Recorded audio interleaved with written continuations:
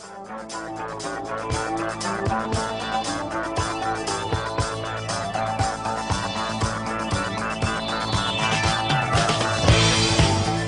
and welcome to the Why We See Movies podcast. I'm your host, Ron.Long. Joining me, as always, we've got Paul. Hola! Today we're going to be reviewing the new film from Pixar, Coco. Later on, we'll do our rant and rave segment, but first, let's see what's going on inside the entertainment world with... News on the mark!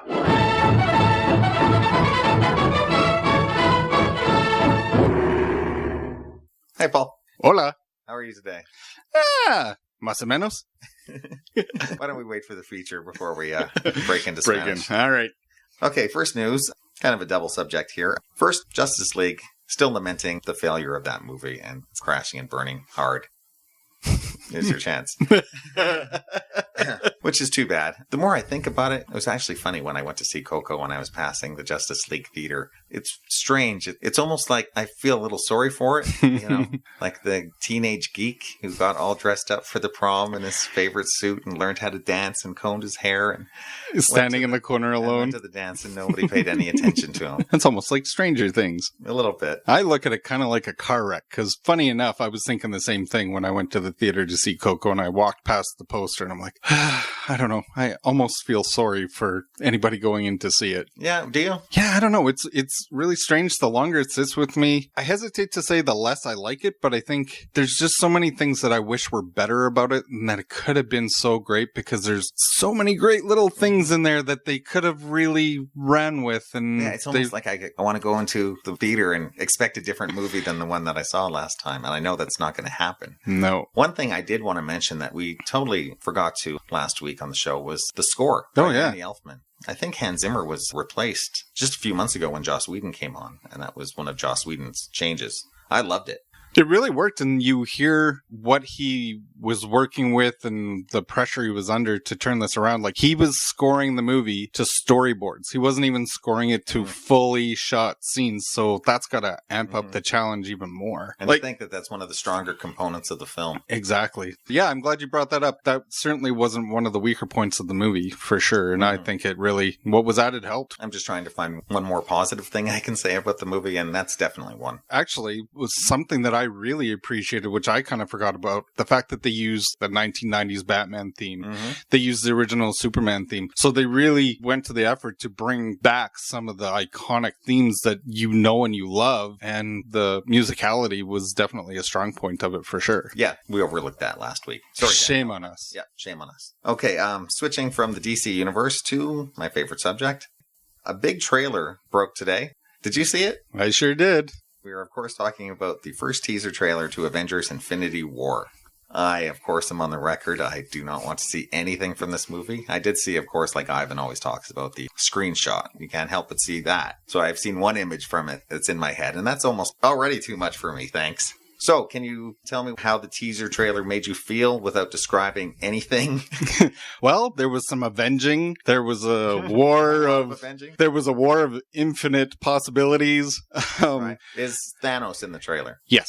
Okay. I will say this trailer really got me going. Like, it really gave me faith that they're going to do it right, because it's such a huge story that you kind of wonder how they're going to tackle it. And I have faith in the Russo brothers, so there's not really a lot of worry there. And some really great moments in there that I desperately want to tell you about, but I can't. But yeah, the fact that they call this a teaser and it's 2.5 minutes is mind-boggling. Oh, wow. Is it? Do not want to see the Black Panther so-called teaser where it felt like a full trailer right away? I would say, personally, I would classify this more as a full-on trailer. So have you seen enough? Yes, and I don't disagree with some people that say they've almost seen too much. Like, somebody contacted us via Twitter saying, beware of the trailer because there are some spoilers. And especially if you haven't seen Thor, certain things, if you're not up to speed on the latest Marvel movies, then there might be potential spoilers with characters, etc. in there. Overall, yeah, I watched it at work once I knew it had dropped, and then got home and my wife wanted to see it, so we watched it again. And actually, there's another version of this trailer that she had seen released online a couple days ago, and it's your typical smuggled cell phone capture of it. And if I thought there was too much shown in this 2.5 minute trailer, there's far too much dropped. Like, there was a full scene with characters that I'm like, I don't want to know this. I want to see this in the movie, in the context of a movie. So back to the actual trailer that dropped today, though. It was great. It looks fun. It looks like the Marvel movie that I have been waiting for. The culmination of all these projects, all these characters that you know and love together, and I can't wait. Me neither. It's very exciting, and the self-restraint that I'm showing with this is it's tough, but I think it's going to be worthwhile for me. Only a scant 6 months from now. I have faith in you. You ran out of the theater to avoid watching a Star Wars trailer, so I have faith in you. Yeah, I'll be running out of the Star Wars screening to avoid this one, that's for sure. I'll just show up late. Smart bet. Yeah. Okay, I'm glad you enjoyed the trailer. Okay, on to more movie news. Have you heard what was going on with this Ridley Scott film? It's called All the Money in the World. That was the one that Kevin Spacey was in. That they're replacing him. Oh, yes, I have heard. It's a Ridley Scott movie. It's about John Paul Getty and the kidnapping of his son. So they've replaced Kevin Spacey completely from the movie, even though the film had already screened at TIFF and had a scheduled release date, I think, in just a few weeks. You're already seeing ads for it now. And just in a matter of weeks, I guess, they've replaced Kevin Spacey with Christopher Plummer. $10 million worth of reshoots. That's a huge undertaking. Yeah, I heard about that. Now that you mention this, I forgot the name of the movie, but yeah, I had heard about this and I thought, that's insane. And I mean, to be fair, I mean, they're spending $10 million, but if Kevin Spacey's in this movie, maybe the box office people will have the scandal fresh in their memory and avoid it. So that $10 million is likely well spent. Yeah, I think so too. And that's definitely what Ridley Scott was thinking. I think he was the major proponent behind this. As soon as he found out, when the news broke with Kevin Spacey, he got in touch with the producers and the film studio and said, listen, we can't proceed like this. I can do what's necessary and replace him. And the studio was like, are you kidding? You know, we have to make our release date. And Ridley Scott was like, I'll make the release date. And, you know, he is a true craftsman, this guy. He makes movies probably as efficiently as anyone ever has. And just in a matter of weeks, he's replaced one of the main characters in a movie and probably well worth the money. It's so hard to know how any of these scandals would affect the box office, but you're right. Why take that chance? I applaud them for taking these measures, especially from a social standpoint. If they really want to distance themselves from that, good on them for doing it, because there's so many studios that I think would be lazy, lack of a better word, and just kind of like, oh, well, too bad it's already in the can. It is what it is, and just put it out there. And a sure sign to everybody out there that whatever the rules might have been beforehand, everything has changed. You are not going to be getting away with this kind of stuff anymore without your career being completely put in the toilet. We'll see what happens with some of these guys. This might have been the first real test. If they had gone ahead with Kevin Spacey to see what might happen, what the public reaction is to all of this, but why take the chance? You're right. But it's an epidemic. I mean, did you hear just about today? Matt Lauer? Yeah. Charlie Rose last week. Yeah. It seems like every day there's somebody else, and there's a lot of creepy, despicable guys out there. Well, and it really changes your perception. And I've been on record on this podcast saying Baby Driver is my favorite movie of the year, and I haven't watched it since all this stuff came out with Kevin Spacey. So am I going to be able to kind of hold it to that same regard just knowing that? I don't know. But it's nice to see that the landscape is changing and these things aren't tolerated, because they shouldn't be. In the entertainment business anyways. Yeah. For sure. Politics, it's a whole different matter. Well, yeah, we still have El Presidente. Yeah, and that not in Alabama. So that Roy Moore guy, we'll see if he gets elected or not. Yeah. That'll be a litmus test for public reaction. Yep. All right, let's get off the sexual harassment news for this week. Okay, here's some more news that I'm pretty interested in. I've been waiting for a sequel to this movie for a long time, and I guess in a recent Twitter poll of movies that never got a sequel that people thought should have, this ranked very high. And this would be Peter Weir's 2003 film Master and Commander, starring Russell Crowe. Did you ever see that? I saw it a long time ago, and I remember enjoying it at the time, but to be honest with you, I don't remember a lot about it, other than the fact that I liked it. Based off a series of novels by the author Aubrey Maturin, I think that's his name. Yeah, these kind of seafaring adventures around the 1700s, I think, maybe around the Napoleonic Wars. I love Master and Commander. I thought it was great. It ranked very high on my list of movies that year. I thought for that type of movie, kind of a Mutiny on the Bounty type film, there's just not enough of them because they're very expensive to make. And that's one of the reasons this movie didn't get a sequel, is because the original production was huge budget and didn't quite make its money back. Not quite a flop, but not a hit. Not Waterworld flop. No, But Russell Crowe has hinted that another one might be coming, a less expensive, further chapter, probably much more modestly scaled, less giant sea battles, and more of kind of a naval courtroom type thing. But anyways, if they go ahead with that, that'd be great. I think it's one of Russell Crowe's best films, and Peter Weir is one of my favorite directors, so anything that brings him back out of retirement would be great. And the nice thing is that a lot of these special effects, they're cheaper to produce nowadays. Mm-hmm.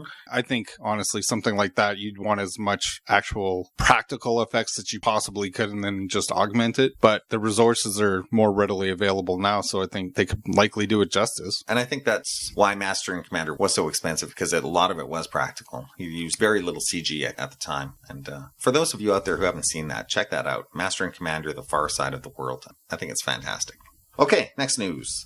I always kind of like these movie polls, and remember that one I was talking about a few months ago with the cinema score? Yep. Well, Gizmodo UK have done a new study, which they've looked at Metacritic. Do you know that aggregator site? Yep. They've looked over 10,000 films with at least 40 reviews each to determine which movies divided critics most, and then which ones they actually agreed the most on. There's some interesting choices on here. I think you've seen probably a few of them. So these would be the top 10 most divisive films that critics just couldn't agree on lately. Melancholia, The Counselor, Sin City, The Neon Demon, Inception, surprisingly, The Hateful Eight, surprisingly, 21 Grams, Youth, Under the Skin, that's that Scarlett Johansson alien movie. Yep. It's terrific. And Somewhere, that's a Sofia Coppola movie. That's kind of a brooding film about Hollywood, with films like The Wolf of Wall Street and Passion of the Christ just sitting outside the top 10. So, yeah, there's a few in there I could see would be divisive, like Under the Skin and The Counselor, which most people hated. I kind of liked it. Of course you did. And The Neon Demon, another movie which was kind of a critical hit, which I hated. But Inception... That's surprising, because I thought there was such a great love for Christopher Nolan. Mm-hmm. And it's such a huge kind of blockbuster hit that you would think that one would be so divided. I don't know why people would dislike that movie so much. Same with something like Hateful Eight. There doesn't seem to be... I thought that most of the stuff would have really objectionable things in it. Well, Sin City is... I wouldn't say that's that surprising, but surprising enough out of all of the kind of comic book genre movies that would be so divisive, because you would think that it's got such a strong sense of style, and, I mean, personally, I love it. Mm-hmm. I can see people not liking it sure, but I would think that there would be far more people that liked it than didn't, because it's not your typical fare. Right. That was my favorite movie of that year. And in my review for that, I said, one of the things that I thought I loved most about it was the fact that it knew exactly what it wanted to be. 100%. It was firing on all cylinders, that movie. There was no two ways about it. It was like, this is the movie that these guys wanted to make,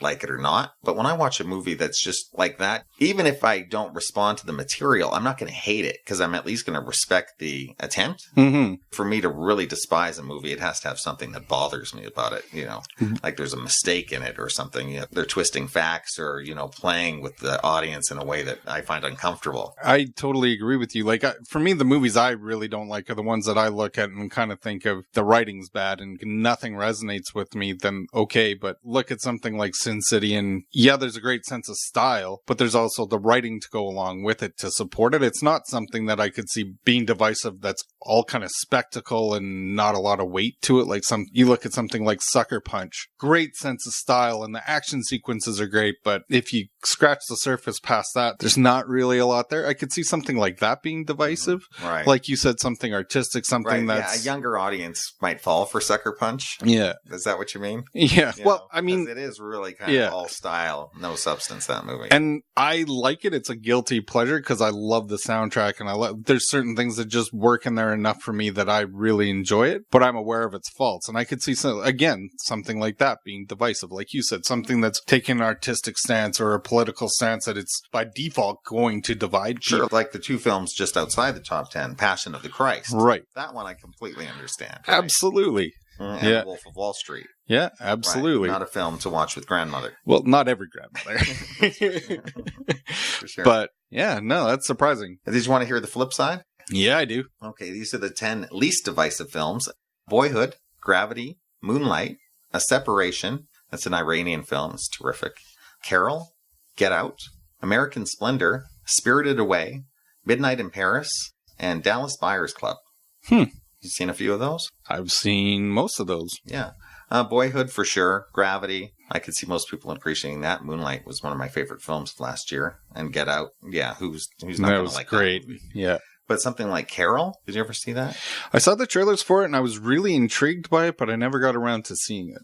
It's kind of a moody, romantic piece from Todd Haynes from a few years ago. I enjoyed it, but no way would I think it's 100% crowd pleaser. Same with something like Dallas Buyers Club, dealing with something subject matter of AIDS and, watching a lot of sick people on screen. Yeah, you would think that would make people very uncomfortable. It might put some people off, I thought. It's as fine a movie as it is. Well, and you would think, like you were saying with the movies that were divisive, that you would think would be divisive where, yeah, a lot of people, when they see a movie, they want to be comfortable, they want to enjoy it. They're not there to be stimulated in that manner. So yeah, it's surprising that's so high. Mm-hmm. Nice to see a Woody Allen film on here for me, Midnight in Paris. I loved that movie. Yeah, me too, but he's such a... He's a divisive figure. He's a polarizing guy. Yeah. And then Spirited Away, as anime goes, it's a brilliant film. One of my favorite Miyazaki films. It's got its darker elements.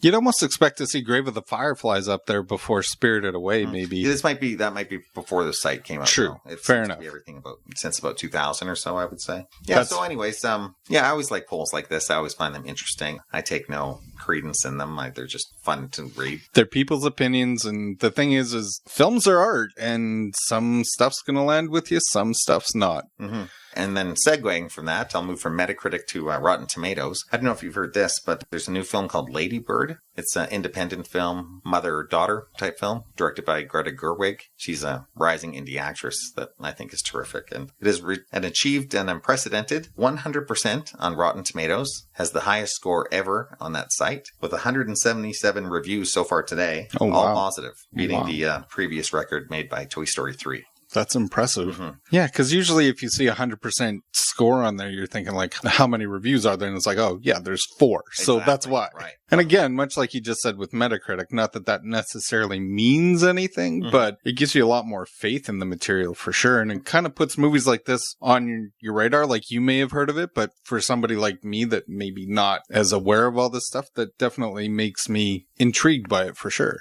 The audience rating isn't quite as high. It's sitting at about 82%. But obviously people enjoy this film, that's for sure. And as indie films go, definitely want to check out. Then on the other flip side of that, the National Board of Review has just named its best film of the year, and that would be the movie Post, directed by Steven Spielberg. I've mentioned that on the podcast earlier. And Tom Hanks and Meryl Streep both won Best Actor and Actress awards for that film. And when's that one released? I think first few weeks of January. Nice. Something to break up the January lull. Yeah, that one looks great, and the subject matter couldn't be more timely. And not only that, but for the National Board of Review, they named Greta Gerwig Best Director for Lady Bird. Oh, wow. And Laurie Metcalf, who's in that, won Best Supporting Actress. So, Post and Lady Bird, 2 films from the holiday season to definitely pay attention to. Interesting. Okay, we have another recording from our dearly departed Dexter Brown. It is one of his Guess What movie segments. Paul, did you want to listen to this and see what you think? Yeah, I do.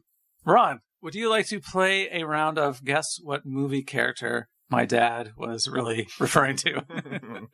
Absolutely.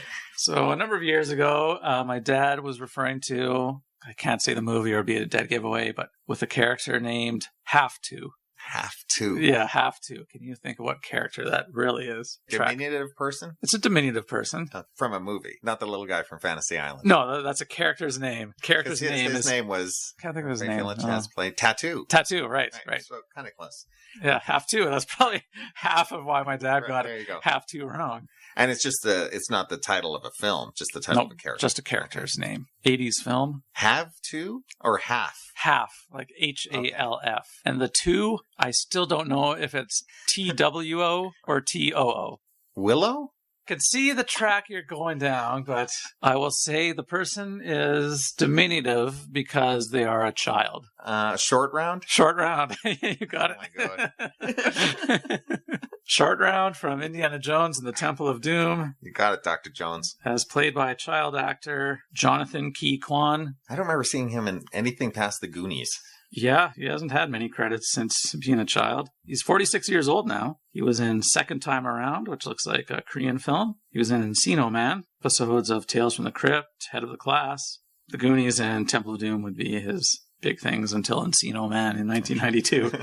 So how did that come up? I can't remember the context he brought him up in, but and he referred to him as half two. You can kind of see how Short Round is half two. Mm-hmm. Yeah.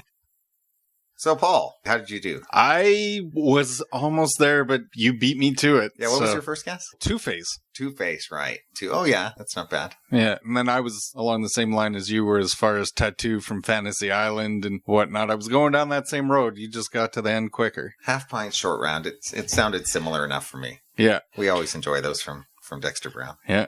Thanks, voice from beyond, Dexter Brown. Yes, thanks, Dex. We'll hear more from you in our Rant and Rave segment, where we have more recorded material from the archive. Okay, Paul, shall we move on to our feature review? Let's do it. Arriba! Once every year, our ancestors come back to our world Please have a safe journey.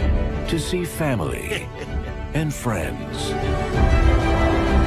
But no living person has ever visited their world. Until now.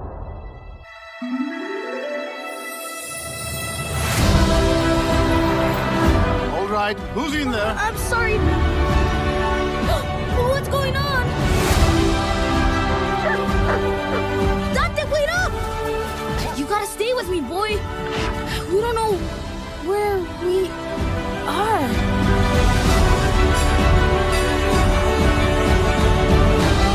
I'm just dreaming. Do you mind? Miguel? What is going on? Remind me how I know you? They're your family. We have to get you back home. Coco was co-written and directed by Lee Unkrich and Adrian Molina. It stars the voice talents of Anthony Gonzalez, Gail Garcia Bernal, Benjamin Bratt, and Alana Umbach. I'll give you my synopsis. During the festival of Dia de la Muertes, Miguel, a boy who yearns to play the guitar, is transported to the land of the dead and begins a journey to find his musical idol and heal the wounds in his family's history. We'll just start with our first thoughts on the film. I'll start. Paul, I love this movie. It's definitely going to be ranking very high in my favorite films of the year. It's one of the best animated films I've seen in years from Pixar or anyone. I love the central character, Miguel. I think he's terrific. I love the setting of it. And this is one of the most glorious looking animated movies I've ever seen. The colors are so vibrant and rich. I just think it's a towering achievement in animation visually. And it actually has a story that is almost just as good. A Little Minor Miracle. I love Coco. Yeah, I think this movie is very good. On a rewatch, I know I say this a lot, but I might reach the level of love. There was a lot to love about this movie, like the sense of family is such a central theme in this. The colors, the visualizations, they drop you into this unbelievable world and you just eat it up. Astounding, the visuals they come up with, and creative, not just a take on things that you may have seen before. They're just inventive, just insane. And there's certain scenes in this movie that I'm thinking, man, if I could freeze this frame and put it on my wall as artwork, I totally would. The movie was going so fast, you wanted to actually stop moments so you could just study the frame. You could just sit and watch the movie with no sound on. Yeah. Oh,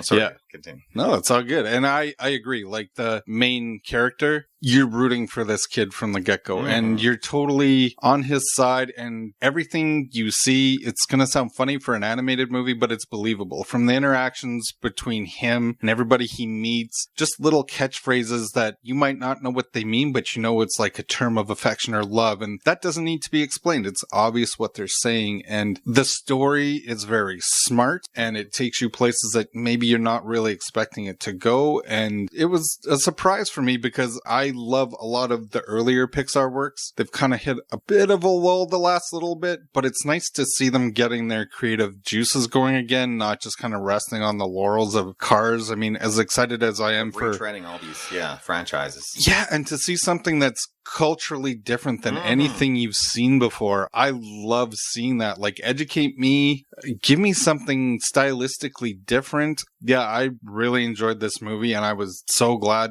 to have caught it on the big screen. And I would love to see it again on the big screen because it's such a visual feast. Yeah, I agree. And the music, the singing talent that they have in this, like the little boy, he sings songs and your toes tapping. And I mean, I love Spanish guitar and Spanish music anyways, like traditional Spanish music. And there's a lot of love put into this movie that pulls you through, and you just never want it to end. And yet, it has a perfect resolution. It's got a great 3-act structure. It moves along. I wouldn't cut any moments out of this movie, not a one. Going back to your cultural aspect of it, maybe I was a little presumptuous about some of my knowledge on Mexican heritage. And I didn't really know all that much about Day of the Dead and the rituals of it. And I learned a lot from this movie, actually, enough that I wanted to check out a little bit more afterwards. And the whole honoring of family and of your ancestors and how important that is, and something that's we've just completely lost in our culture. Just shines through how important it is. And it's so nice to see a movie without any fuzzy animals, talking creatures. And it's nice to see a movie about real people. Yeah, and the character of Miguel is just exactly right. You root for this kid from the first moment. And anyone who has a love and appreciation of music, and the whole idea of being trapped in a family where music is completely shunned. That would be my nightmare because I love music. Mm-hmm. So right, and that's such a tangible thing to hold on to with a character too. And you really want to see this kid get everything that he wants in life. And once it takes that detour into the spirit world, I think the movie almost takes off into a whole nother level visually and really gets exciting. And there's lots of twists and turns and a few characters in there that played a bigger role than I was expecting at first. There's so much richer and deeper characters than you would think at first. And really, this is just one of the best dramas I've seen all year, let alone an animated musical. God, I just loved it. And I agree. And I think the humor that they used worked. As I've said many times whenever we talk about a movie with humor, for me, the humor that lands will always be the character humor, the more natural humor, not the in-your-face blustery humor. And there's so much of this heartfelt humor, and character moments in this that, it just resonates. The grandmother. Yeah, so great. And just the little touches, like there's certain characters that don't necessarily have a lot to say, but they're so poignant within the story and there's so much gravity to what they actually do say. It's amazing. So the more I talk about the movie, the more I think I realize I'm more on your plane than any holdback. You didn't have a great theater experience, I hear.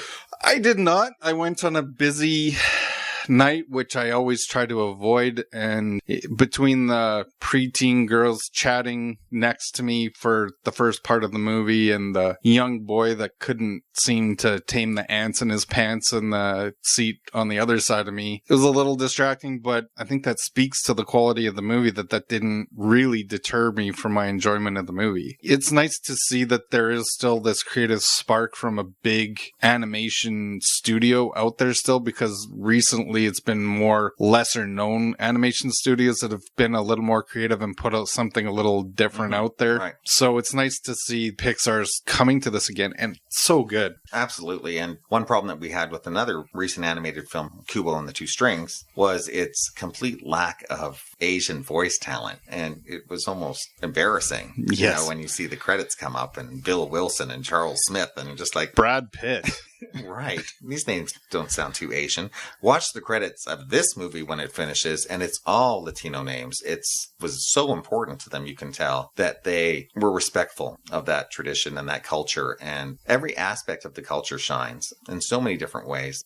These are great characters. I know, most Mexicans are drug lords and rapists, but there's some good ones. To quote my least favorite man in the world. Yeah. But I'm sure, this is kind of the anti-Donald Trump view of Mexicans. I mean, what a proud heritage and history that they have, and we could learn a lot from them. I agree. And it's funny you bring up Kubo and the Two Strings, because I was thinking about Kubo and the Two Strings a lot after seeing this and thinking that was the feeling I wanted to have after Kubo and the Two Strings, because visually is a masterpiece, just absolutely astounding and amazing. But unfortunately, like you said, the voice talent didn't necessarily have the heart, didn't have the story to support it. It was very predictable and you kind of knew where it was going, but it had such a great sense of style that I give it a little bit of a pass, and I still really enjoy it. Absolutely. Visually stunning. But this has that, and the heart, and the character, and everything that you want in a movie like this. And like you said, there's such a, what's the word? Not disdain, but such a stigma around animated movies that they can only be for kids and they can only be dumbed down and they can only be certain things. But the good ones aren't that. And this is one of the great ones that hits everything that you want. Like, any quibble I have with this movie is such a minor thing that doesn't take any shine off of it at all. Mm-hmm.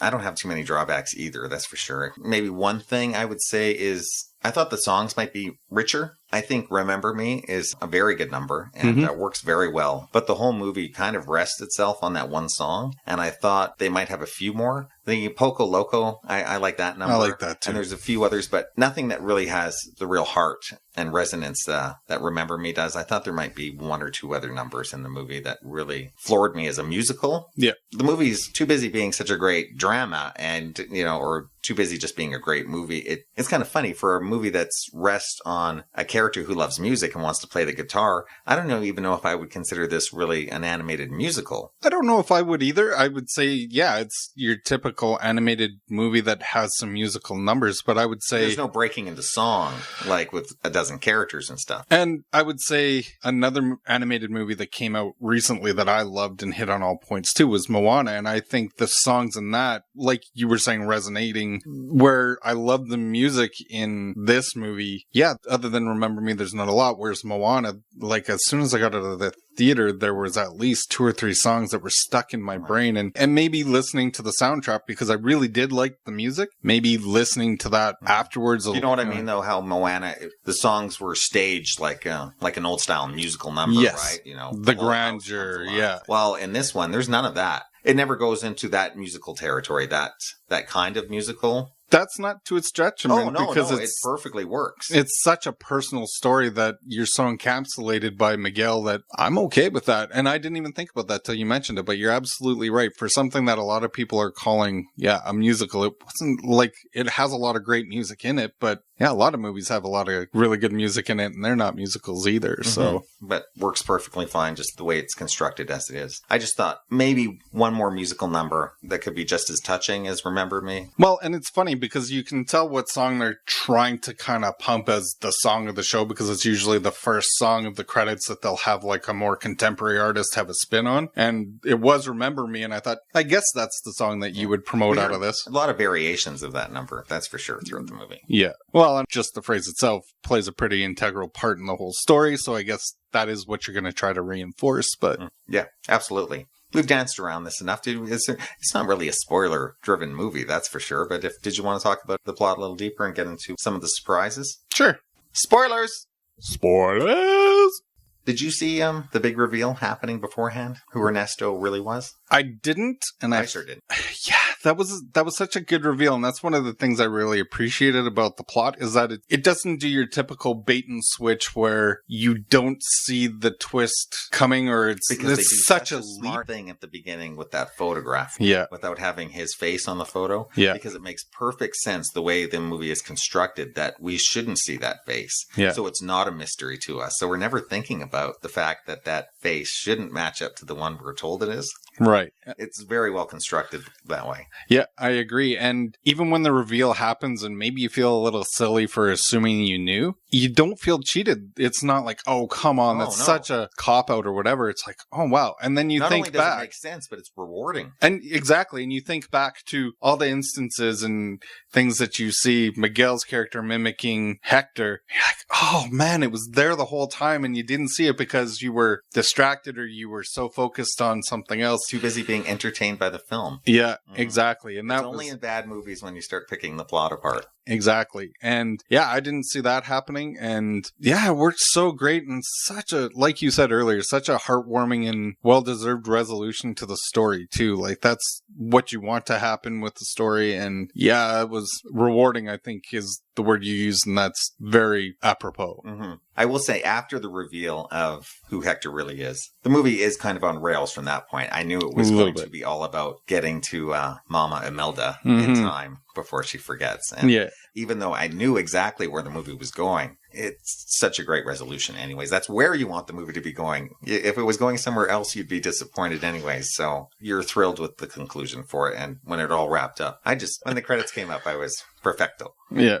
Well, and really, any misgivings I had with the plot in the movie happened, like you said, right after the resolution of Hector, and almost hitting fast forward on a little bit of the plot as far as it seemed very kind of frantic, and the stakes are getting higher. It's the more time he spends in there, right? He's kind of got that Marty McFly Back to the Future thing going. It's true. But yeah, there's just some things that just seem to be like, yeah, I don't know. Like I said, fast forward a bit where it seemed like, okay, we got to do this. Then we got to do that, which, yeah, I agree. You're under a huge time constraint, so it makes sense. Again, it didn't take away from the movie. It was just something I observed of like, okay, we're upping the tempo a little bit. There's only one moment. It seemed a little obvious to me where Miguel has been pushed from the top of that building and he's falling, and you're like, well, you know that lion with the wings is spirit animals. The spirit animals. You know one of them is going to save him, obviously. But again, these are such minor things that you notice in the moment, but it's not like, well, then this movie's crap. No. Right. No, because you've seen it in 1,000 movies. It's just one of those tried and true things that movies will be using now and 100 years from now if movies are still in existence.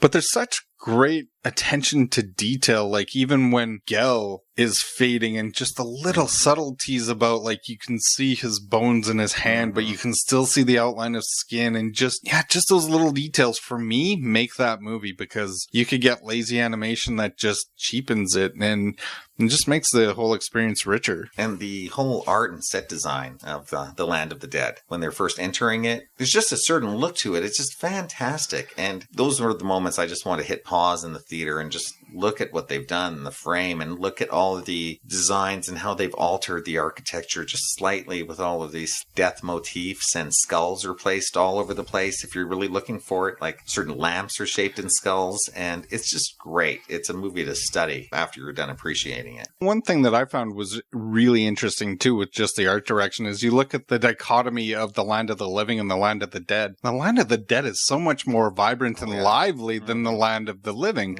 which is totally opposite of what you would think. But yeah, there's so much more life in the colors of the Land of the Dead, which is a glorious shot when he sees the whole kind of panoramic landscape and all the lights and colors, and purple is my favorite color, so I was just eating this movie up. Yeah, and I was thinking of that shot lights too. Yeah, I could stare at that for days. It's a big theater shot. As good a TV as you have at home, you're not going to get quite the same experience. And the shot where they're walking over the bridge from that kind of check-in point to go from the Land of the Dead to the Land of the Living to visit their relatives. And it's all made of leaves. Yeah, and it's gorgeous and lush and vibrant. And yeah, I can't say enough about the artistic direction of this movie. When I first saw Finding Nemo, I almost had the same effect of just what glorious colors and look how rich and vibrant it is. That was, I think, kind of a watershed moment at the time for CGI. Yep. This is another step up, in my opinion. It's just, wow. Yeah, it'll be hard to beat this for sure. And a story that I love just as much. I really haven't stopped thinking of this movie since I saw it. I loved it and cannot wait to see it again. Yeah, I agree. One kind of weird thing in it that I was surprised at is how many Frida Kahlo jokes that they made about her unibrow. I was surprised too. Taking a lot of shots at her. One thing I was kind of waiting for as far as who Miguel's grandfather was, and I was thinking, okay, smart animators will take advantage of this.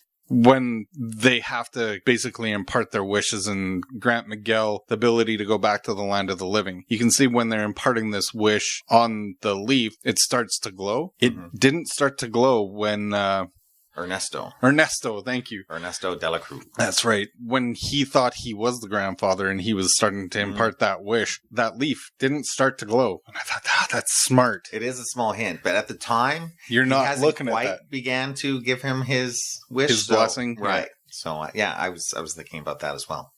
And I can see this having huge legs over the holiday season because of its themes.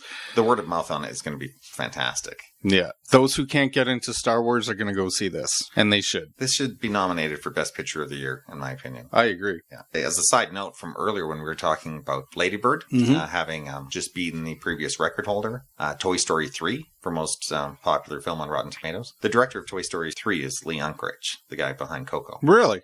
Well, that gives me faith. Exactly. So this guy definitely knows what he's doing. Pixar, hang on to him. Yes. Because John Lasseter isn't around right now. No, he's on a sabbatical. We forgot to get into that one. Yeah. Unreal. We sure did. And yeah, it's just... You can't keep ahead of this anymore. No, you just can't. You can't. Nope. Okay. By the time this gets posted, there could be 2 more. Let's hope there's no one I really adore. Yeah. One thing I guess we should talk about that I'm sure everybody who went to see the movie in the theater will know is before the film, there's a 20-minute short called Olaf's Frozen Adventure. It's a continuation from the movie Frozen. I wasn't really a big fan of that movie, and boy, this was a struggle to get through. This is the type of animation that makes me not want to go see these animated movies. Where it plays down to the audience, it doesn't try to lift them up. It doesn't like it either. I'm like you. There's so much love out there for Frozen, and I don't get it. I understand the central theme of it and why some people like it, but I just felt as a movie on a whole, it felt flat. So I knew this was before it. I wasn't looking forward to it, and I thought, well, it's a short. Maybe I'll like it. The animation is good, but the characters I'm just not invested in, and I personally couldn't wait for it to end. It's obviously aimed more towards kids than adults. It's not trying to be anything intelligent, and it's not. So if you like Frozen, you'll like this. If you don't like Frozen, you're not going to like it. Yeah, I don't even think it's up to Frozen's level, and not interesting, dull characters. And if they think this is going to be some sort of little mini Christmas classic, they're out of their minds. I hear in Mexico, they're actually demanding that it be removed from the beginning of Coco because audiences are just throwing popcorn at the screen. Good. Well, and to give you any kind of indication as far as like what I said is it not being geared towards our age group, it's for kids. There was a lot of chatter and talking during this short, but the minute Coco started, within minutes, that theater was silent. So I would say the short doesn't capture even its target audience's attention, right? Which is saying something. Yeah, and I don't mind the occasional Pixar short. There's been some good ones over the years. Mm-hmm. Mostly not, but they can be 6 or 8 minutes long, not 20. 20 minutes is a big investment to sit in front of a screen for something that you didn't ask for and don't necessarily want. And then it overstays its welcome. You got it.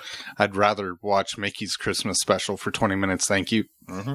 Okay, shall we give our final thoughts on Coco? I think we've been pretty clear, but once again, I loved it. It's one of the best animated films of recent years, and I cannot wait to see it again. It's a definite big theater experience, grand, glorious to look at, and a great story behind it. Go see Coco. I agree. Such a great experience. Get out there, get your butt in the seats, and be entertained. It's fantastic. Don't miss it. Okay, shall we move on to our Rant and Rave segment? Yeah, let's do it. Okay, like I mentioned earlier, we do have a segment from our dearly departed Dexter Brown. We'll let him start things. Take it away, Dex. Let me start out with a rave for the 30th anniversary remastered edition of John Williams' masterpiece for E.T. the Extraterrestrial. Another E.T. CD. How many of those do you have already? You don't even want to know.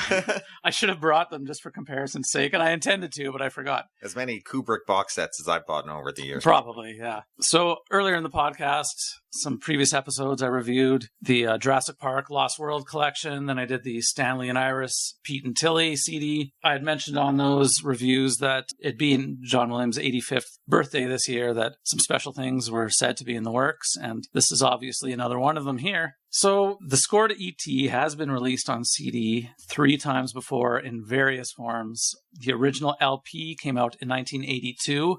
There's very few moviegoers, movie fans who need an introduction to the soundtrack to E.T. Mm-hmm.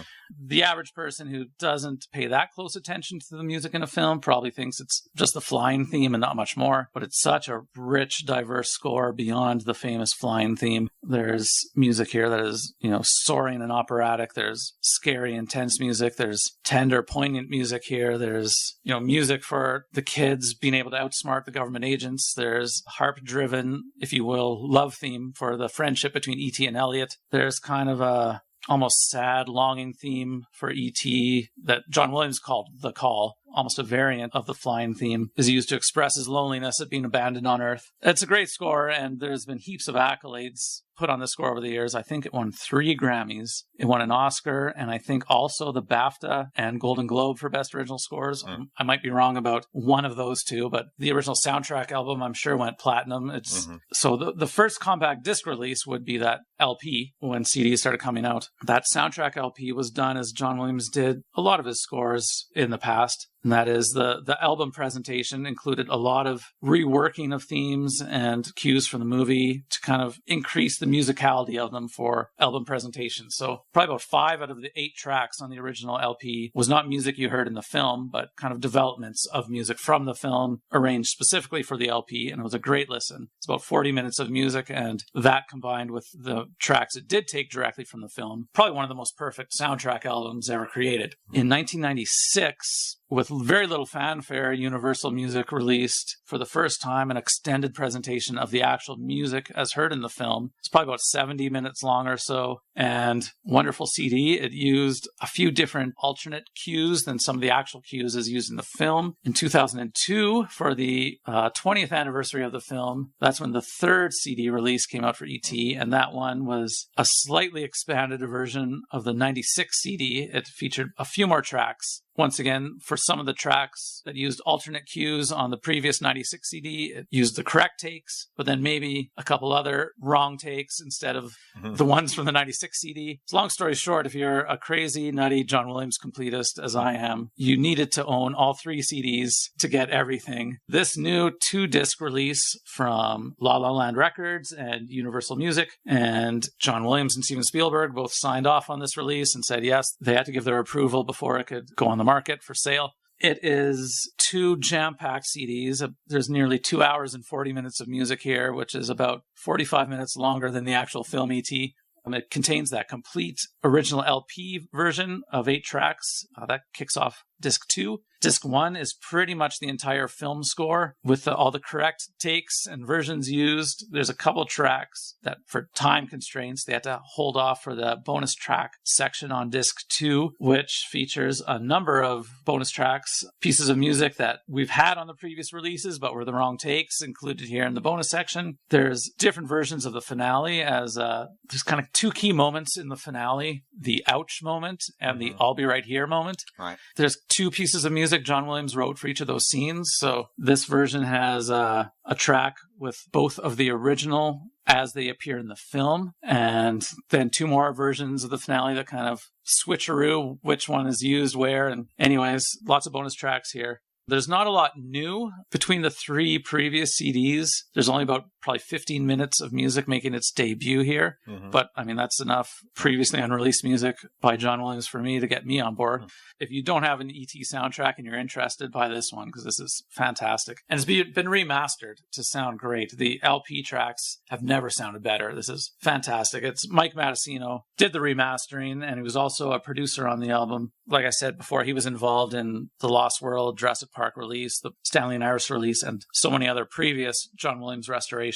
He does wonderful work. The music just sounds like it could have been recorded yesterday. Very crisp. And if you're a big John Williams fan, there's a very nice bonus track here, and that is the music he wrote for the Universal Studios theme park attraction, the E.T. Adventure. So John Williams did write about 4.5 minutes of original music for that ride, featuring a brand new theme, which is kind of a variation on the Call flying theme from the film. I mean, it's great to have that in good sound for the first time. I admit I've had a bootleg of that track since the Napster days, and it sounded like shit, and this sounds so much better. Check out that cover art, Ron. This painting was commissioned specifically for this release. It could be... Oh, that's awesome. They could sell posters of that. It's a wonderful piece of artwork. I'd say Jim Titus, the guy who painted it, probably is a Spielberg fan, has probably been waiting his whole life to make an E.T. poster. I mean, that could be used for the 40th anniversary marketing of the movie in theaters, or 50th anniversary or something. It's a great poster. Yeah, I mean, if you're a casual E.T. score fan and you have one of the previous releases, that's probably going to be enough for you. If you don't have the E.T. soundtrack on CD and you're interested, this is the one to get. It's a limited edition of 5,000 copies. They sold half of that in probably the first 2 or 3 days of its release. It'll probably take a couple of years to sell out the remaining 2,500 copies, but if you are interested, snatch it up before it sells out, because it's well worth it. It's a great release. Yeah, as John Williams go, you'd have to put it in top 5 of his scores for me. It's tough for you because... Yeah, I mean, of course, I'm so familiar with so many of them, but it's easily in his top 10 for me. For me, and this might be blasphemy, you might not even like this, but I think the music in the movie actually works better than the movie. I know you're not as hot on the movie as I am. I mean, listeners to the podcast will know this is one of my absolute favorite films of all time. Oh, I love the movie, but yeah, it wouldn't make my top 5 Spielberg films, but... Oh, really? It would make my top 5 John Williams scores. It's kind of strange. Yeah, no, that's fair enough. Yeah, I'll allow you that. All right, thanks. Yeah, it's a great score. I think it's one of John Williams' 10, if not 5 best scores of all time. So magnificent release. And yeah, if you don't have any music from this yet and you're interested, highly recommend this release. Right. La La Land. La La Land Records. The only Records. place to get it? It wouldn't be on Amazon, but some of the other specialty soundtrack retailers like Screen Archives Entertainment or Entrada Records would carry it as well. Being such a limited edition, you wouldn't find it on mass market sites like Amazon or Chapters or something like that. It would only be on, La La Land Records is the manufacturer. They're the record label that produced it. They're the best source to get it most directly, but yeah, you could find it on a few other soundtrack retailers as well. Interesting. It's E.T. That's E.T. by a man named John Williams, if you've heard of him. Thank you, Dexter. Always nice to hear from you, even if you're not with us. Miss you, buddy. Miss you. Paul, would you like to go? So, after going to the theater and watching Justice League and coming out of it wishing for more, I went to my video collection and I pulled out Justice League: The New Frontier, because this is an animated movie that came out in 2008 that I knew I loved. It's based on a DC Comics miniseries. It's set in the 1950s, so it's very heavy on the McCarthyism and paranoia. It's got such a strong sense of style. Superman, Batman, Wonder Woman in settings that you're not familiar with, but they play on the sense of the time so great. Like Superman's just a blind tool of the government. They're in their costumes of the era when they first came out. So Batman's got the purple gloves. Superman's got the just squiggly S. It is so well done. And are those the only three characters? No, it's the full Justice League. And actually, you kind of get a view of humanity through the eyes of Martian Manhunter because he's just recently landed on Earth. And it's kind of his view of society at the time and him trying to assess humanity and whether he wants to be a part of it or whether he wants to try to escape. So it's very much that kind of outsider's viewpoint of what's going on. And it's interesting to see the heroes adapt and adjust through the moral and social landscape that's changing, getting away from the paranoia and trying to establish that sense of hope. It's very interesting and it's so well done that it makes me want to read the source material even more. And it's got such a strong sense of style, much like what we just said with Coco. It's got that retro comic book feel to it, and I think they really captured the original art very well. And it's good to see the characters play off of each other so well and not like anything else you've seen. So who's the bad guy in it? There's this kind of darkness. It's called the Center, and it's taken as this dark plague is overtaking society. So it's more of the heroes battling that, and they end up uniting with the soldiers and kind of winning over people's perception of heroes and such, and kind of overtaking this ominous dark cloud that's overhanging the world. So yeah, it's really interesting. And it's definitely not for kids. There's some very brutal and violent moments in this, and I think a lot of the central themes would get lost on kids too. This is not a cartoon you would put on for your 4-year-old to entertain them. This is for the older comic book fan that wants a different trip down memory lane, so to speak. So yeah, it's very well done. I really like it. For me, it's one of the best entries into the DC animation library for sure. That sounds really good. Yeah, I was very happy to go to my library and pull out something that I knew would work and make me feel a little more fulfilled. So yeah, exactly. Much better than Batman and Harley Quinn. Oh, so much better. A strong rate for me. Can't recommend it enough. At least we have the animated DC or animated Warner Brothers division to fall back on. It's true. Yeah. And the second one is probably going to be a surprise for most people because it was a surprise for me. This is a movie that I can't believe that I'm even somewhat recommending to people. Interesting. So I'm not sure that we've talked much about Christmas movies on this podcast. So no, but we might be if we're getting primed up for our Christmas special, which might be happening. Exactly. So I know this is the first Christmas movie I've really talked at length about. So my wife and I were at home Saturday night. We just wanted a movie that was kind of check your brain at the door, low investment. She picked the movie, and it is not a movie I would have picked in a million years because this is a movie that from the trailer I had zero desire to see. Uh-oh. And I ended up enjoying it, much to my surprise. I hope it's not the one you're about to say, but okay. The Night Before. Oh, okay. I thought you were going to say, I think the title is Christmas Office Party. Yeah. Wow, stay away from that one. I have seen The Night Before. That's the one with Seth Rogen, right? Yep, Joseph Gordon-Levitt and Anthony Mackie. Anthony Mackie. Yeah, and it's good. Surprisingly good. And I would say that maybe not the funniest movie, which is likely the reason I liked it as much as I did, because I don't find some of these in-your-face and slapstick and quote-unquote stoner movies as funny as they think they are. That's just not my brand of humor. So that was my worry going into it, that it was just going to be all drug references, all you want to get high, but it wasn't that. And there's a lot of heart in this movie, surprisingly. For those that don't know, it's all about three lifelong buddies that they've got a standing tradition that on Christmas Eve they get together, they have kind of a party night or whatever, but as they grow older, they're kind of growing out of it. You know, other things in life are a little bit more of a priority, etc. So this is kind of the last year that they're going to do it, and then quote unquote hilarity ensues. And it's a fun adventure. There's a lot of guest appearances in this, faces you will have recognized from other shows, and yeah, a lot of heart, just fun, like just kind of. It's also funny. Yeah, like there was a lot of laughs. Yeah, a handful These of three guys moments. really work well off each other. Their chemistry is great, and I mean, I'm a huge Joseph Gordon-Levitt fan. I like Anthony Mackie in what I've seen. I haven't seen him in a lot. And Seth Rogen, I like him in some movies. He's fine. He does his stick very well. And the right thing, he can be very good. And I think this is the right thing, absolutely. And like I said, I can't believe that I'm actually recommending this movie to people, because I'd recommend it too. It's just a movie that wasn't on my radar, and even when my wife suggested it, I was thinking, oh, how can I get out of this? But I'm glad I didn't, because surprisingly good. Check it out, and it's on Netflix, so if you hate it in the first 10 minutes, you can hit stop. Yeah, and I know Darren enjoys the film too, so that's 3 positive recommendations from us. There you go. Yeah, it's good. It goes in some very dark areas. Darker than you might suspect from a comedy like that, and is able to sustain those dark areas because the characters are that rich. It's a surprisingly good film. Yeah, and you're invested in all of the characters, and you care. So, yeah, I recommend this movie. Yeah, check it out. Again, not for grandmother. No. No, but yeah, still quite good. Okay, that's all you got? That's all I got. I have a few things to talk about. One, I'll be very quick.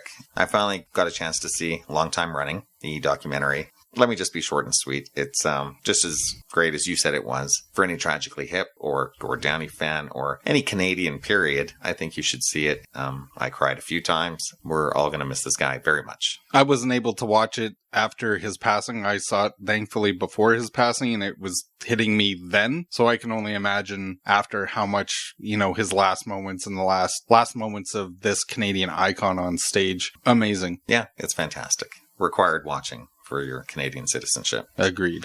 Okay, my next one is a movie recommended to me from friend of the podcast, Neil. This movie is called Legend. It's written and directed by Brian Helgeland and stars Tom Hardy and Tom Hardy. Oh, this one. Right. This is the true story of the Kray brothers. They are twin gangsters who terrorized London's East End in the 60s. Yeah, this is a pretty terrific movie. I enjoyed it a lot. In many ways, it kind of reminds me of a British Goodfellas. And a lot like Goodfellas, it's told from one of the Kray brothers' wives' point of view. It's almost like if Lorraine Bracco had, if she had done the whole movie. And she's terrific in it. That's the actress Emily Browning plays her. And she's kind of the suffering wife of one of the Krays. But basically, this movie all comes down to Tom Hardy. God, is this guy great. He is already one of my favorite actors. And every time I see him in something new, he's doing something different or pushing the boundaries somehow. And in this one, this has got to be one of the best twin performances I've ever seen. Period. Like, this to me gets as close to like Nicolas Cage in Adaptation. You know how in like a minute you completely forget when they're on the screen together that it's the same actor, because he's got, even with twin brothers like in that movie, they're such two distinct personalities. There's no mixing up who's who in any scene, because Nicolas Cage does a great job with these two guys, and Tom Hardy's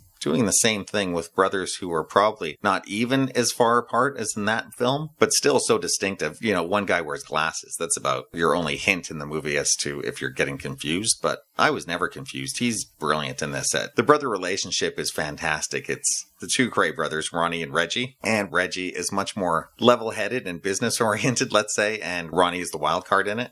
Good to hear that Tom Hardy, you expect him to put in a really good performance, but that movie hinges upon the portrayal of two different characters, much like I think of an Orphan Black with Tatiana Maslany and how she plays 5 different characters. Each one of them has distinctive traits, and you can tell just at a glance which are which. That show fails if she's not great, and it sounds like this is exactly that, where he needs to sell that. He's just such a charismatic actor to begin with. Yeah, and this movie's no different. Like I said before, with him doing different roles from stuff like, well, we all know him from Bane and stuff like The Revenant and Mad Max, but he's done some earlier work. There's a film called Bronson, another true life story of a criminal, where it's kind of a tour de force out there performance, this very flamboyant guy, and he goes all the way with that role. And then there's another movie called Lock, which all takes place inside of his car. It's almost like a GoPro is in his car, like Comedians in Cars or something. Yeah. And it's completely just stuck on him for the entire movie. Wow. Inside of a car as he's driving kind of from one place to another, and his life is unraveling, and he's trying to piece it all together over the phone.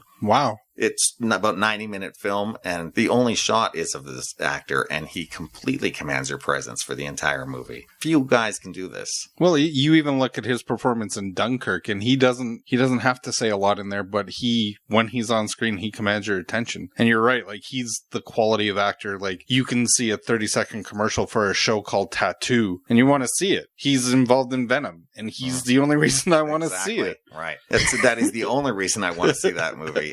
And he's got such a good bullshit detector, so there must be something good in that, or it's just a role that he's going to just chew it up, let the movie be damned, whether it succeeds or not. But he'll be great. Have fun. Right. I think we could be assured of that, yeah. At least. So, yeah, one of our great actors. And this is a terrific film. I don't know if it's playing on Netflix yet or not, but if it comes around, check it out. It's called Legend. If you're interested in gangster movies and the true life story of some very interesting guys in London at the time, check it out. Reggie and Ronnie Cray, the Cray brothers, two guys in one fantastic performance from Tom Hardy. They go cray-cray? They're cray-cray all the way.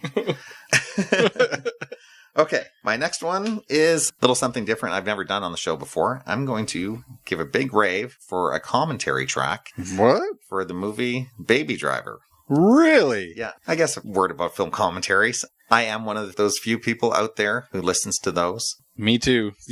You can glean so much great insight from these. Right. Yeah. If you want to go deep into a film that you really love, a commentary track is a great way to do it, because you're going to learn tons of stuff about a movie that you just can't learn anywhere else. The commentary track is the only reason why I even know that Tom Cruise is in Young Guns. And that was from the commentary? Yep. Freeze frame, you can kind of tell that that's Tom Cruise's squinty eyes, but that's the only reason I know that he's in there. I don't listen to as many commentaries as I used to due to time constraints and all that. And frankly, they can be a little run-of-the-mill after a while. So you do kind of have to go and search who can give good commentary or not. And Edgar Wright is definitely one of the best. I love this guy so much. It's just his love and passion for film, let alone as a filmmaker. So I could listen to this guy just talk for 2 hours about movies in general, not even his own movie, and still be completely entertained. So he's that kind of guy. He's a Tarantino, Paul Thomas Anderson, David Fincher, film-obsessed geek that I can totally respond to.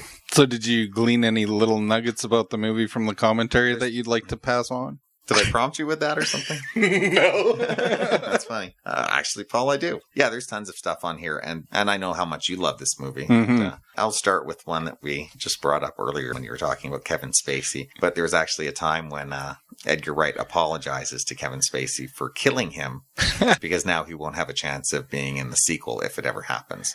And I was only thinking, Edgar, you just wipe the sweat from your brow, pal, because you just, dodged a bullet by doing that, thankfully. Yep. I should say there are 2 commentary tracks on the disc. The first one is just Edgar Wright alone as the director, and the second one is with his cinematographer, Bill Pope. And this guy's a great DOP. He has shot a lot of Sam Raimi movies, the Spider-Man movies. He shot the Wachowski stuff. He did the Matrix films and most of Edgar Wright's films. So this guy's a great DOP and has lots of good insight. That commentary with them is much more technical, while the first one with Edgar is maybe more anecdotal, talking about what happened on set and things like that. But I listened to them both, and they're both entertaining and worth listening to. The great thing about a commentary like that is even if there's only, like Baby Driver, there's some great set pieces. Even if you just want to watch the commentary for those specific scenes, 5-minute investment or whatever. I can't imagine you starting it and not finishing it, because this guy, Edgar, doesn't stop. He even makes a point in the one commentary that I've gone 71 minutes without taking a break, where he gets his first sip of water.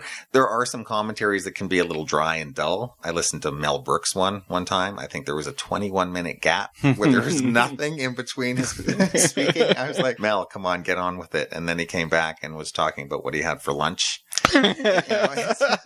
Wasn't that prepared for the day. Have you ever listened to Kevin Smith's commentary on Clerks? I have. That's an interesting experience, All too. of Kevin Smith's commentaries are worth listening to, for sure. He is nothing but a gold mine of anecdotes and treasure trove of things that you would never hear from anyone else.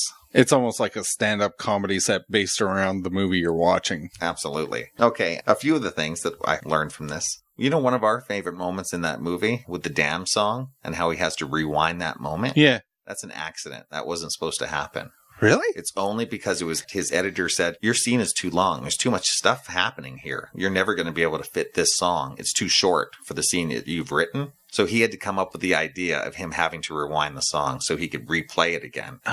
So he would have enough song to fill up the scene. That's the only reason that happens. That's a brilliant resolution to that problem. Because how many people do you know that would just try to rework the action part of that scene? But it's also maybe my favorite moment in the movie. And yeah, I agree. Accident. Isn't it funny how sometimes that's exactly what it is? Mm-hmm. Another thing that we talked about on the podcast was how the ending, was a little ambiguous. Remember that dream sequence, very 1950s style? That was his final shot for the movie. That's how he wanted to end it. Oh. And one of the only notes he got from the studio chief was, you cannot end your movie on a dream sequence. I love your movie, I love the script, but you can't do that. And Edgar was like, oh, well, how am I going to change that?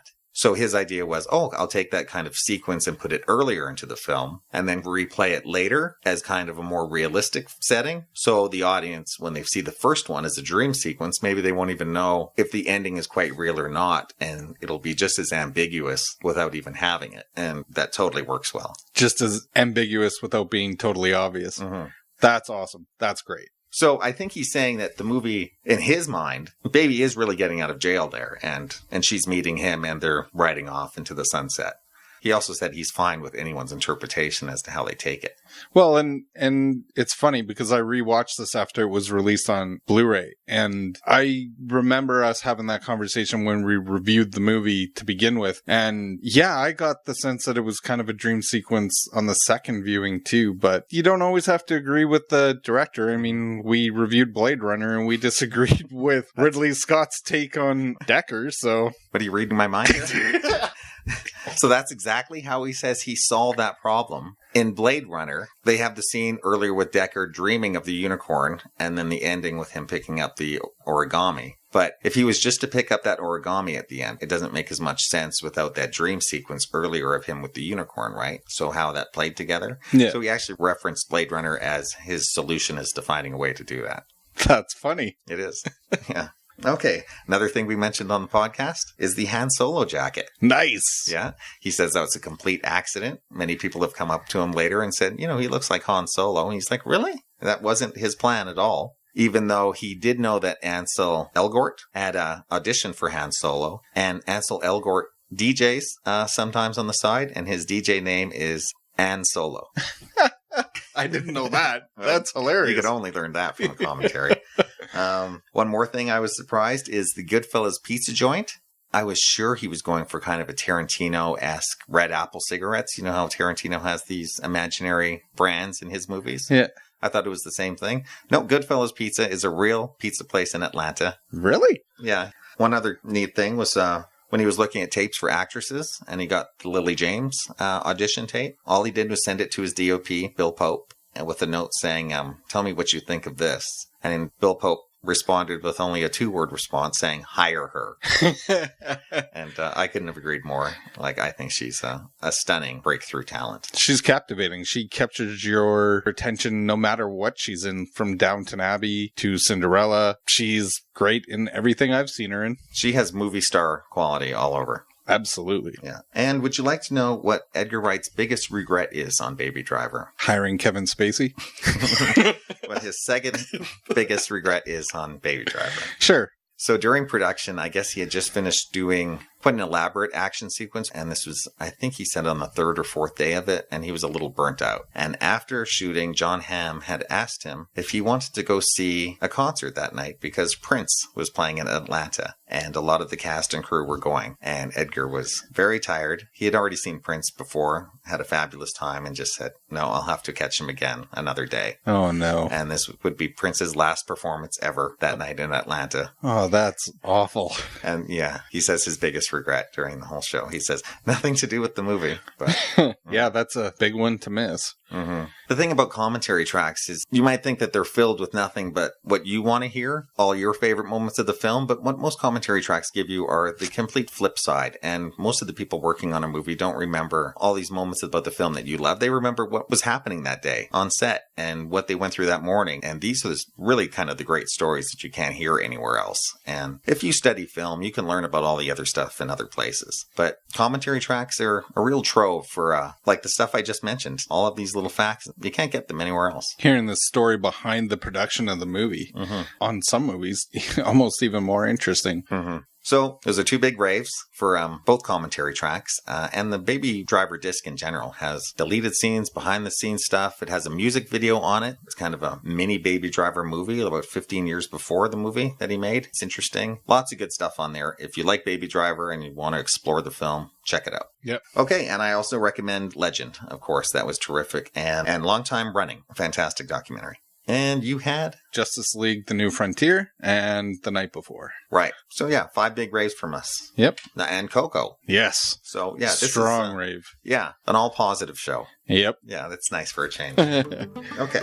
Next time we'll be back to discuss Guillermo del Toro's The Shape of Water. Looks really good, that one. Yes. Yes, it does. Until then, please subscribe and give us a rating on our Apple Podcasts. Every little click out there helps. You can like and follow us on Facebook, Twitter, and Instagram. And if interested, you can always comment and search for our past reviews on our website at whyweseemovies@libsyn.com. Thank you for listening, and take care out there. Hasta luego. Ciao. I'm nodding and I'm yesing. I'll count it as a blessing that I'm only